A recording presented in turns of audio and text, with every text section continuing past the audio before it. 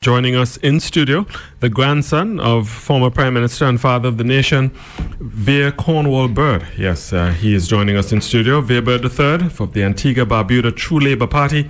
And we're going to be having a conversation about the Antigua Labour Party. The Antigua-Barbuda Labour Party is 5 years in office. All right, Vere Bird III, good morning. Good morning, Darren. Good morning, Antigua and Barbuda. It is a pleasure to be here. Especially on Observer AM. All right, thank you so much for joining us. Now, you had an opportunity to look at the list of accomplishments, and you see that you're getting a bit of a history lesson about the Antigua-Barbuda Labour Party and in terms of its origins and the celebration of 75 years. But you have a particular concern about that. You think that they're not entirely on all fours with the facts. Yes, it says it's a fact sheet, but they start off the first sentence by saying a short history. The Antigua-Barbuda Labour Party marked its 75th birthday on September 23rd, 2018. There's no way that could happen because party politics only came into Antigua in the late 60s. So them saying that they have been around as a party fighting elections since the 1940s is a blatant lie. That was the Union versus the colonials. And all Antiguans, for the most part, were with the unions because we were fighting our colonial masters. Then there were some who were neutral, and there were some who probably even sided with the colonials. But it was two organizations, the syndicate and the union. Okay. And you can even say that all of us have come out of that organization, the PLM, the ACLM, all of us were fighting against the colonial masters. Right. So I don't know how you're going to say you're celebrating 75 years of existence when the union has its own constitution, and that is a friendly society that came into existence on the 16th of January 1939. And ABLP, ALP has their own constitution in the late 60s, but you're saying you came into existence before party politics? That's they start off this fact sheet with a blatant lie. I just want the Antigua and Barbuda people to be aware of that. Be careful with these people. It sounds like Max Hurst wrote this. Anyway, moving swiftly along, except for 3 election cycles suffered in 1971, 2004, and 2009, the ABLP was successful in 1946, right? So that's going back. Lies. No? What's not true about that? 46? Yeah, they say 1946. There were no political 1951, parties. 1956, 1960, and they come right down to, of course, most recently in 2018. The first general election that was fought with party politics was 1971. I think they had some by-elections before that, right? But I believe even before PLM, there was the ADM, Antigua Democratic Movement. That was Robert Hall's party, right? So come in to say that you are fighting a general election or... Well, it may not have been called Labour Party, but would it not have been the progenitor of the Labour Party? But then if you say you have your origins in another organization, fine. But when you say you have 75 years, you're celebrating your birthday, there was no Labour Party then. You had no constitution. So how are you going to be there when you don't exist on paper? All right. Max Hurst may argue. He's going to always come up with some lie. He may argue. Can't help himself. That, listen, the point is the institution that is the Labour Party is like a bedrock, sort of like the Republican Party in the United States, the party of... So the PLM can also, people from PLM can also say back in 44 they were fighting in this political action committee also. But in terms of it being a successful electoral machine, would you agree with that the Labour Party... No, I would agree that the Political Action Committee and the ATNLU has fought several elections before 71 and have been successful. Okay. Right? That is a better clarification of what took place back then. You cannot claim something when you are not in existence. And if you're going to claim it, that should not be ALP. That needs to be all PLM and all other organizations where the people left that political action committee and form their own political party. So what he is claiming as solely theirs should be claimed by all political activists at the time. Okay. George Waters in there, so PLM should be claiming that too. That is part of the heritage of us versus the colonials. So even something that could unite the people of Antigua and that we fought and were successful against the colonials, they have claimed that it's theirs. Other political organizations came out of the political action committee, so they can claim that their birthday was in 1943 also. Right. You understand where I'm coming from? I do understand. Because they're tracing their sources from where their origins from the Political Action Committee. So I don't see why they just want to hog everything. Okay. As far as the Labour Party is concerned, though, Do you think that the time may come sometime in the future for the True Labour Party and the Antigua-Barbuda Labour Party to talk again? Have you had any recent discussions at all with the Antigua-Barbuda Labour Party? I have no interest personally. I don't believe anybody who is in my organization has any interest to go there. Been there, done that, tried it, wore the T-shirt, got rid of it. I have no interest in that. You moved on in life. You move on to bigger and better things. You look at how we have evolved into a better, decent human beings and organization. Some would say that you're a party that you have no seat in parliament, you have very few supporters, you really have no clout. Okay. Some might even question the fact that I have you on as a guest and as I have in the past. So how would you respond to those critics? I don't respond. They have their opinion. That's a democratic exercise. Is what we fight for them to actually have their criticisms of us. As in me and Charlene, the rest of us, whatever they say, go continue saying. We have our plans, so we're focused. Still alive and well? Yeah, we're focusing and we're doing what we have to do. We have plans that we are trying to execute, and you will see them when the time comes. Okay. Tell you what, we're actually here to talk about the record of the Antigua-Barbuda Labour Party, so let's get straight to it. What do you consider to be their most important or significant contribution since they've been in office, or should I say the most significant accomplishment? Remember when they banned the plastic bags? Yes. In the supermarkets? Right. That, I think, is Gaston Brown's biggest contribution in politics. He banned plastic bags from the supermarkets, and we all have those reusable plastic bags. Sum up his whole 5 years. We don't use that. Pardon me? Why do you cite that as his biggest accomplishment? Because everything else that has been said in this fact sheet has altered the facts or what actually transpired. Okay, so the only one I can say, they banned plastic bags, and I know I don't go to the supermarket and they give me a plastic bag that you throw away after. So I think that one, without a doubt, you can say that was an environmentally responsible thing to do. So you applaud the minister. Yes, we no longer have plastic bags in the supermarket. We just use the reusable ones now. Okay, fair enough. What about the rescue of the ABIB? The rescue of the Antigua-Barbuda Investment Bank depositors' money without any disruption in the banking system. They've touted this as their most significant accomplishment, the resolution of that. You don't think that that's fair for them to claim? I believe they can tout that, but I do also believe that you have to look at it from my perspective, is that if you are saying that you secured the depositors and you secured jobs by not letting the bank crash, fine.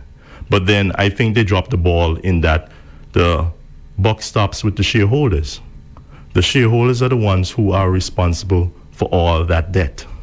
And I do believe that the government should not have left the taxpayers of Antigua and Barbuda carrying all that debt without some money coming in from the shareholders. They should have gone and taken money from them or taken land from them, because that is where the buck stops. They get the profits. They also are supposed to get the liabilities of the bank. How would you go after the shareholders? Legally, you're a lawyer, you're a trained lawyer. Well, that is what it is. How do you go after them? You are a shareholder in the amount of shares you own. You're responsible for the debt. Remember, the debt doesn't stop with the directors. That's limited liability. You can't go after a director. But somebody has to pay the debt. And I'm saying the shareholders, I'm not saying you're going to have to break them and leave them impoverished, but I do believe that they should have gone after some of the money for the taxpayers of Antigua and Barbuda should not be burdened with all that debt because they made bad decisions. As shareholders, they ought to have called annual shareholders meetings. I've heard several people get on the radio who said their shareholders said they don't even know when if a shareholders meeting has ever been called. That is not on the directors, that is on the shareholders to compel them to do that. And because that hasn't been done, the taxpayers once again get stuck with this debt. That should have been, some of that debt should have been written off by the shareholders, whoever they are. They need to show some responsibility. You remember when America had the Great Recession and all the car companies went to the government because they were going to crash and they were going to fail. At the end of the day, they saw it that they had to pay back that money. Obama and them were able to work it out that they saved those companies that were too big to fail. But at the end of the day, they had to put money back into the treasury because that is taxpayers' money. That has never been done in Antigua. So it's a win in some regards for the customers and the people who had jobs, the tellers and so on. But I believe that it didn't stop there. And the law is that the buck stops with the shareholders. Okay. And they've completely let those people off, I think it's Friend and Company, and we get stuck with the bill.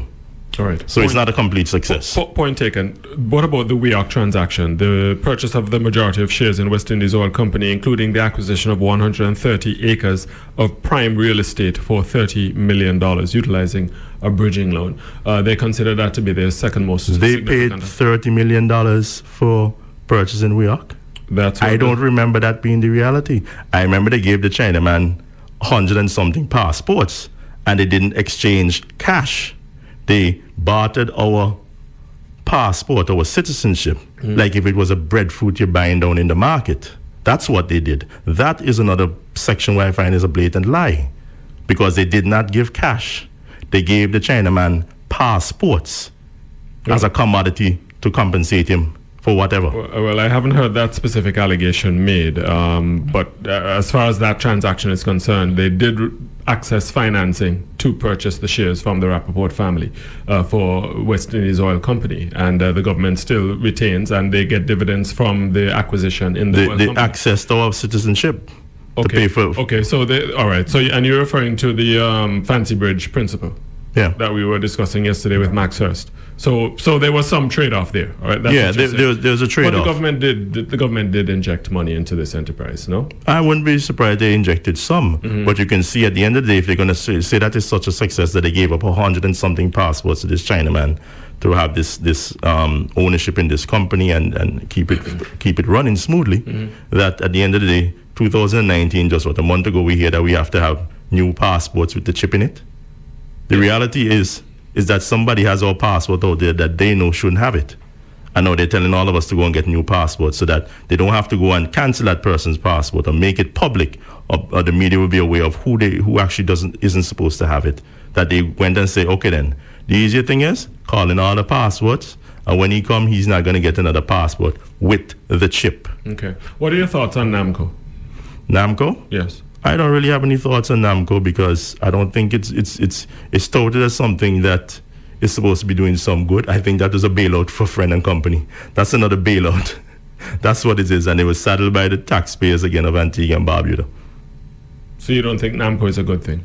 I don't know what it really is. I know it was a bailout for Friend and Company. Now it could turn into a good thing, and then it could turn into a bad thing. But right now, I just want to know, we are bailing out this bank. Right? What are we getting in return?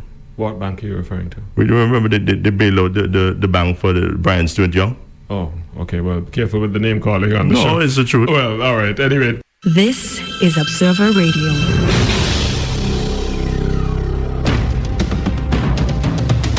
Your voice counts. Your questions are answered. This is Observer AM.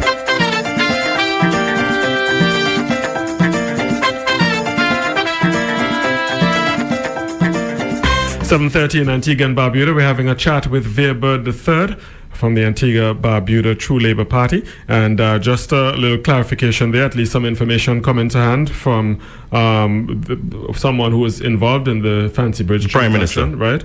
The Fancy Bridge citizenship deal was for a separate loan of $15 million. It had nothing to do with the purchase of WEOC. So he is stating that to correct the record. And I'm calling him a liar. You're calling him a liar? Yes. Okay. Do you have evidence to the contrary? No, I'm calling him a liar. Because he brought you evidence, he said that, and I'm saying something else. Okay. When did he become the truthful one?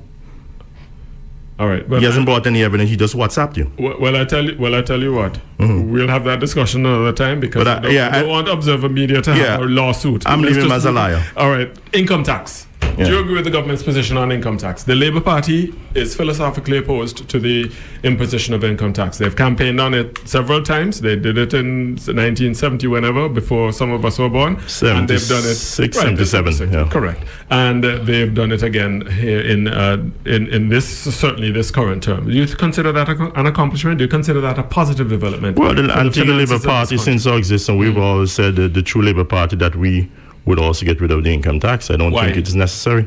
I believe that islands, the way it was thought about back in the 70s was that we would be able to attract more investors, people coming in here and knowing that they could put their money into Antigua and Barbuda and not pay heavy taxes. right? So it's one of the things as a 108 square mile island that would attract people. So you're of that school of thought? Well, it has to change because the world has changed since then. You see, now, you remember they used to say that this tax avoidance and tax evasion, and one is a crime, and what it seems like they're going after everybody right now. Even when you're trying to avoid taxes, they're going after you. So I don't think that same principle that they had back in 77 really applies anymore. Okay. And that is recent happenings right now with the Americans and them fighting so much war. They want to get there. With the Americans fighting so many wars, they want to get money into their coffers. So they're going out, even when you're avoiding paying heavy taxes, they're going after whatever jurisdiction. So there's very few tax havens in the world today. So that policy is not going to work. In regards to PIT, I think it's a good idea, but I do believe that the Prime Minister started there, but I believe with all the things that he wants to do, there's going to be another tax. It's the same thing. You're going to pay more taxes, but with a different name. It's not going to be PIT, because you remember he wanted to have a CCJ last year. Then he wants to have purchase LIAT. Then I hear you say he wanted to purchase Digicel also, and he has a lot of likings for things, and he wants to purchase LIAT also. So all these things cost money. Where's it coming from? You support this decision, though, to purchase Barbados shares in LIAT? I support a decision to keep people employed. But you have to remember, I came home in Antigua August 2002, right? By September 2002, I traveled to St. Kitts. I was hanging out with my boys from Cedar Grove and Connery, right? They asked me to give them the money for the ticket. They went to purchase. It was $222 to travel round trip from Antigua to Thing. That's not going to happen now. Where was Mr. Brown when a foreign company, Caribbean Star Airlines, came into Antigua and was competing with the indigenous product? I didn't hear him talking about LIAT was such an important part of regional integration back then. All of them were doing well. They're living high on the hog. But at the end of the day, what they allowed was a foreign entity to come into Antigua to challenge their indigenous airline. Remember, at the end of the day now, Caribbean Star wasn't even making a profit. They were so keen on undercutting LIAT that they couldn't even make a profit. So LIAT was in a bad state. I didn't hear all of this regional integration and we need to keep LIAT, and LIAT is so important because they were all living high on the hog. All of a sudden, they wake up and smell the coffee now. They were responsible. The Prime Minister and the rest of them are responsible for the situation why LIAT is in such a bad situation. They let Alan Stanford So you think this is a problem of their own making? This is a problem of their own making. Okay. Where was Mr. Brown back when Caribbean Star was giving us round tickets to St. Kitts for $222? Because LIAT couldn't compete. But LIAT was our own indigenous airline, and we have to keep it alive. We have to do everything. All of a sudden, now you wake up and smell the coffee. He didn't see that happening. But all of them were living high on the hog. They're smiling and grinning up in the face of Alan Stanford. We have a culture right here where when we mess up our finances, we always look to some white person. You seem like we need a white hope to come in and save us. And they were grinning, Lester and Malwin and Robin were grinning up with Stanford. Everything was so good while their own product was dying. And now it comes to the attention something is wrong. So you agree that the jobs need saving. So yes. Do you support the government's move to purchase the shares from Barbados? No. You don't? No, I don't. So then how do we resolve the LIAT issue? I don't know how they're going to resolve it, right? But if you had the shares, the alternative? And then you give back the shares, and then you want to buy the shares, then you bring in Stanford to go and compete with it, and now you're saying it's the most important thing. Okay. What the bottom line is, do we have the money? I don't think so. I believe at the end of the day, you said they got rid of the pit. Chief of Staff. I believe at the end of the day, the government's chief of staff says that they signed an MOU with some financier. He didn't. Some financier, He didn't say who it was. It's called the Great White Hope. That's it. Somebody coming to save them again. Fair, we don't know that. No. It's the Great White Hope. They have a history of looking for the Great White Hope. Like Alan Stanford, he's not a millionaire. He's a multi-billionaire. Didn't you remember Lester Bird saying so? He's not a millionaire. He's a billionaire, and he's coming in here to save us once again. Okay. You understand? I don't know because I don't know what the finances are. But what I'm saying, like you said, PIT is a success. We're going to have more taxes in Antigua and Barbuda by a different name. No, it's not going to be PIT. I didn't say PIT was a success. No, well, that's what they're saying, right? Okay. What you read. And what I am saying is we're going to be taxed. A different name, but it's going to be just as bad and even worse than paying personal income tax. The housing project. 500 homes in 500 days. I mean, the government conceded, all right, we haven't been able to generate the 500 homes, but at least we've done more homes than any other government in the history of Antigua and Barbuda. That's an assertion that the government's chief of staff made up as recently as yesterday. Do you think that that's something that they should celebrate? No. No? Because you promise the people 500 houses in 500 days. If you say you're going to do something, you do it. Well, he gave his explanation. And then you come and you I'm not sure if apologize. you heard the explanation. No, I don't really listen to Max Hurst. I probably bring up my breakfast if I listen to that man speak. All right. Family show, my Yeah. friend. Yeah, I can't. So you don't think that this is something, 48 homes in Dredge Bay, 90 homes in Painters with an additional 70 under construction, and the national housing continuing to employ 350 workers who are constructing an additional 150 homes in Denfields, and apparently the Chinese are also chipping in with 300 homes. So the Great White Hope. Or the Great Yellow Hope, I suppose, in that situation. Well, let's try to be nice. All right. I am being nice. Well, let's try to be nice. All right, let's move swiftly. So you don't think that they deserve any credit for any of these homes? They deserve for attempting it. Okay. But if you tell people in your manifesto and you're still touting like you have achieved it, how are you going to tout something that you haven't achieved? They said the hurricanes and the other government buildings that needed repair, resources had to be diverted. Those are the explanations Darren, that we got from the chief of staff. 500 days came in way before Irma and Maria. I take your point. I'm just telling 500 you days came in way before that. Irma and Maria was 2018. They promised that 2014. So that is 4 years they had potentially before. They got in there on the 12th of June. The hurricanes was September 2018. But the problem with the finances is that they love, the Labour Party's reputation of finances is they love to rob from Peter to pay Paul. Right? If they have $2 and they're doing well, Peter is doing well, they'll still take away $1 to go and give it to Paul. And neither of them will do all right after that. So I believe that they will rob from some statutory body or some organization to get that money to pay for Liat. But then that statutory body is going to be catching hell financially. And then they're not going to have the money to keep Liat afloat, although they have the shares now. So nobody's going to do any better. The finances are not sound. What about infrastructure? Let's talk about infrastructure. They think that they've done commendably on infrastructure. No, what is absolutely your not. On their... I drove on Fricey Road yesterday, and all I want to know if they're going to have a state funeral or official funeral for Fricey Road. I've never seen something so disgusting. You saw those. There is a danger in those with those high manholes above ground that somebody could drive into one of those things. The carriageway is going to be raised to the level of the manholes. That's what the engineers tell me. Yeah, well, I saw that flooding right there outside Cemetery going towards Woods Mall when we had the rains about 3 weeks ago. And I'm not believing these engineers. Leave it to the colonials. They did better. Sidewalks and pavements and roads. Give Jack his jacket, because our engineers or wherever the Bahamian company that came in that's supposed to be doing the road, they're a waste of time. All right. So as far as infrastructure goes, you give them a failing grade? Yeah, of course, man. I mean, my car needs some shocks. All right. I suspect you're not the only one. All right. What about electricity and water? They have improved the water supply, at least in terms of the reverse osmosis alternatives, to deal with our drought situation or perennial drought situation. You think they deserve some credit there? No. That water, I am the... Is there anything other than the plastic bags you think they deserve credit for? I didn't want to give them credit for the plastic bags. But you did. But so I didn't want to. I didn't give them. Yeah, I didn't want to get cock-a-boiled. That's the only reason. You said it. You got me. You got me on that. No, the water situation. I am the caretaker for my party in St. John's Rural South. People on Tyndall Road. People do not have water for weeks up to now. Right? And you go from that here from Radio Range going west all the way down to Rural West into Grace Farm. They don't have water for weeks. I had a guy who was changing a desk for me in my office, right?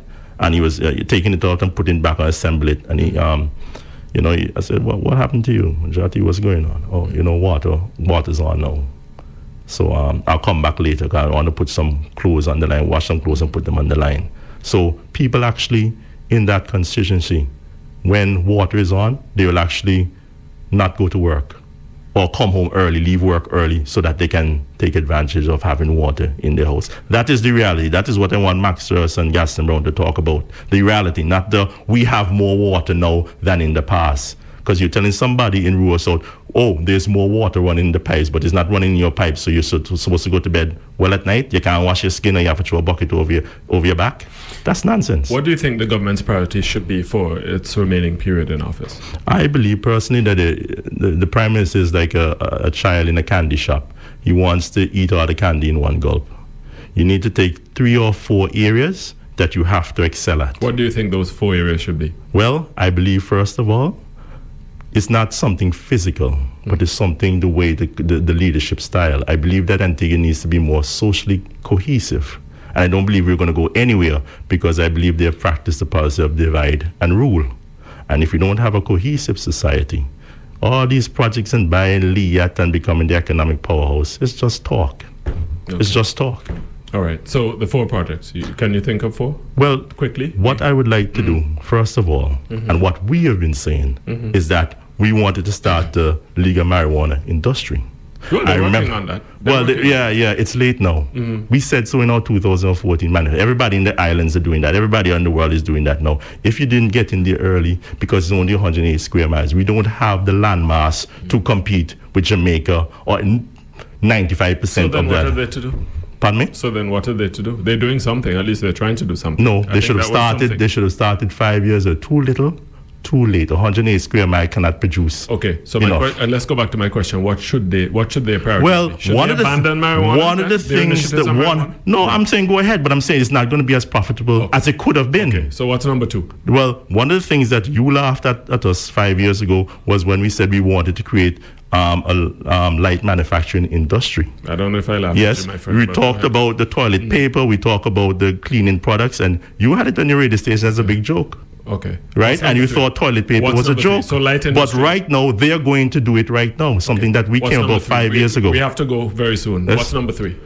Number 3? Yes. I would really consider, right, that one of the things they need to do is to also move the Defense Force from Crabs Peninsula. Okay. Right? Why? I do not believe that you have a Defense Force halfway out in the peninsula where if something happens in Antigua and Barbuda, how are they going to get into the capital? The Defense Force is not at just north of the airport? They have one of the bases of Crabs Peninsula, they have one up at the Camp Blizzard. Okay. Right? Back in the day, they used to be by the Botanical Gardens, right? Right.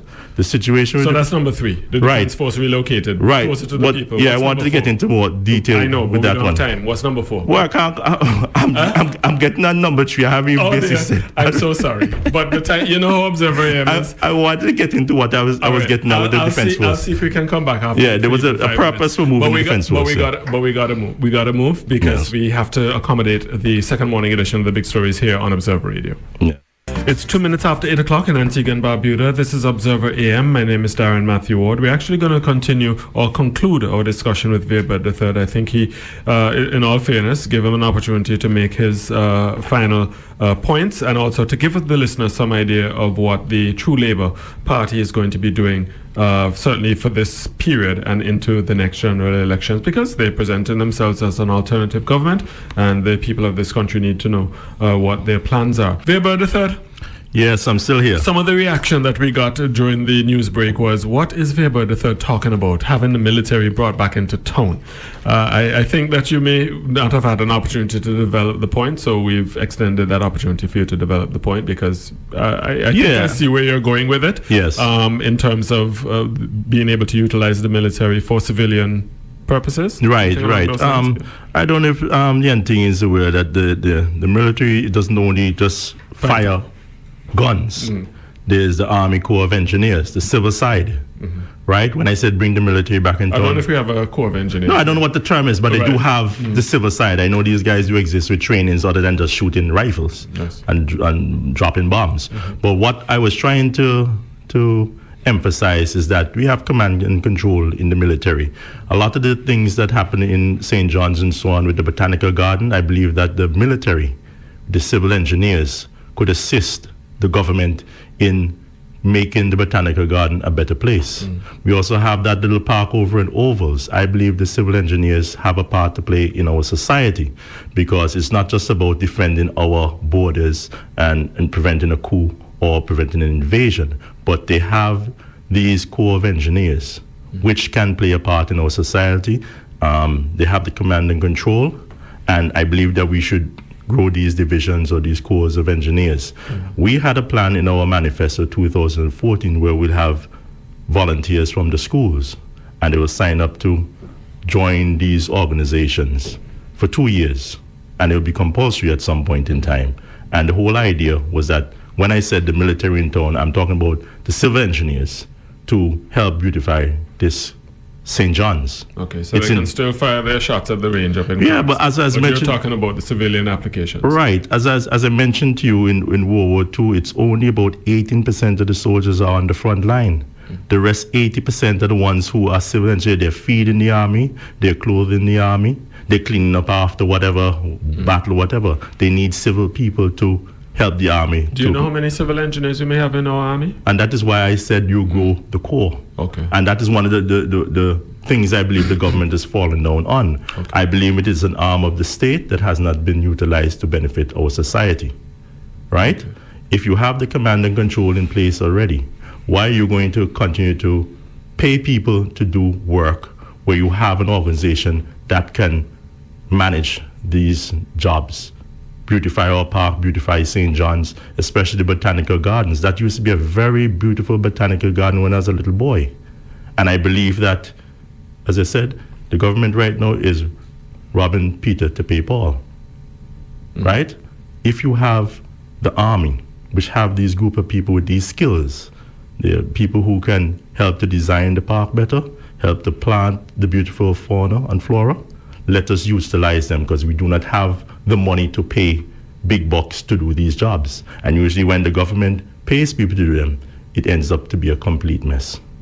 So that is what I just want to emphasize to people of Antigua and Barbuda. Armies don't just exist to fire shots. They also have a civil side where they build bridges, they're able to grow their own food, they have capabilities outside of firing a gun. Okay. Right. So that was point number 3. Yes. The first one, well, you spoke about light industries. That was... But I don't even remember the points. I'm confused now. I don't even know about 4. Light industries was one. Light industries, marijuana, I think I mentioned. Was one. And then the use of utilizing the defense force. So what's better. number 4? I don't remember, to be honest. I don't remember. No, I came in with this one to clarify this one. I don't remember what's going on. I'll be honest with you. Catch me the next time for that one when I remember it. The Antigua Barbuda True Labour Party. True Labour, yeah. I noticed that you're wearing a T-shirt with your grandfather, the father of the nation. Yeah, a legend lives on. Do you think that you're living out the legacy of Vere Cornwall Bird? I have to be. He gave me his name, so I must be living out his legacy. It's not my mother and father gave me my name now. Papa Bird gave me my name. They thought I was going to be a girl. So he said, okay, well, you all had girl names for this one here. Too bad. I'll give him a name. How do you think that the True Labour Party can be the vehicle through which his dreams and his legacy can be carried out in Antigua and Barbuda? Well, I heard on a program sometime, Observer it on Sunday, one of the programs that they were saying now we're more personality-based politics more than ideology and philosophy. Well, that is what we took from what was there in ALP. They don't need the philosophy of the 39ers anymore. That is where we So you think the current Labour Party, I suspect it won't surprise our listeners to hear this, so you don't think that the current Antigua Barbuda Labour Party is carrying out the legacy of your grandfather? No. I'm not going to say he's rolling in his grave or anything like that. That's a cliche phrase. I don't know what Papa Bird is doing in his grave. I am not into speaking with dead people. But all I know, the philosophies that I grew up with as a child, with Papa Bird at Friesel and my mother and my father, they have far strayed from those parts. It was always about the poor people, the average man in the street. But the they still have people. The Labour Party. They say those words. Would support. Listen, the situation is you may have support, and even Satan has his supporters. So even as bad as you are, there are demons that still support Satan. Right? But what we're saying is that what they think they're getting out of that organization is not a quarter, People are smart. not a tenth. But the third, don't you think that people are, especially now, more of us are becoming more educated, more widely traveled. We're aware of when we're being taken for a ride. We're cognizant of when we're being taken for a ride. No, I don't believe so. You don't think so? I don't believe because you're educated. So you think that the Labour Party supporters are just sheep following along because their parents have supported the party and they're just doing it? I believe it's a mixture of what you said and other things. I Such believe as? one thing is self-interest. I believe a lot of them will believe that if they keep their mouth shut into the party line, even though they're going to bed, can't sleep at night because their conscience is bothering them, that if they keep their mouth shut, they get a couple of dollars in their pocket. I believe there's some who tell me, oh, we're remaining loyal to the party. But what I am saying, I am not loyal to any party that isn't loyal to the people of Antigua and Barbuda and the grassroots people, right? What I am loyal to is the teachings of my grandfather and the way I know it used to be, and the philosophies handed down by the 39ers, and what I saw as a young child in Antigua and Barbuda. If you're saying Gaston Brown is the best thing since sliced bread, then God be with you. You go down that path. But we know we can do better. Do you think your message is resonating? I believe it is. Okay. I believe it is resonating, but I said people, I don't know, the poor man seems to think that every 5 years they get the job to drive up and down and deliver a couple of paraphernalia at election time and they get the ham and turkey, that is an economical advantage to them. I didn't see that until I was in opposition in a third party, that people say they're not going to vote for you because every 5 years, it's like Christmas. Every year a child knows, I have to behave good because I'm going to get this as a Christmas gift.